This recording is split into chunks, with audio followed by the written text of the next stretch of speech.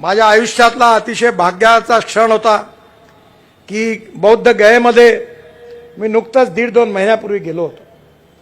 जगातले बौद्ध भिक्खू 1500 पेक्षा जास्त, निरनिराळ्या भाषा समजणारे, सिंगापूर, थायलंड, हाँगकाँग, चीन, सगळ्या भागातले, जिथे जपान, सगळे बौद्ध भिक्खू त्या ठिकाणी एकत्रित होते।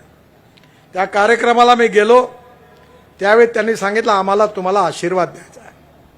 माझ्या आयुष्यामध्ये मी 22,000 कोटी रुपयाचा एक बौद्ध सर्किट म्हणून, जिथे भगवान गौतम बुद्धांचा जन्म झाला, तिथून जीवनात तिथे कार्य केलं, ज्यांना प्रेरणा मिळाली, त्या सगळ्या गावाला जोडून एक बौद्ध सर्किट तयार केलं। त्याच्याबद्दलची कृतज्ञता व्यक्त करण्याकरता त्यांनी मला बोलावलं होतं। खरं म्हणजे मी त्यावेळी त्या ठिकाणी गेलो, भगवान गौतम बुद्धाचं दर्शन घेतलं आणि मी आणि कांचन माझी पत्नी उभे असताना आणि माझ्याबरोबर सगळे बौद्ध भिक्खू उभे असताना ज्या झाडाखाली त्यांना बौद्ध धर्माचा संदेश मिळाला, तिथलं एक पान गळून पटकन माझ्या खांद्यावर पडलं आणि हे पडल्याबरोबर त्या सगळ्यांनी मला सांगितलं की बघा, आज तुम्ही इथे आलात आणि आज भगवान गौतम बुद्धांनी तुम्हाला आशीर्वाद दिला। मलाही कृतार्थ वाटलं।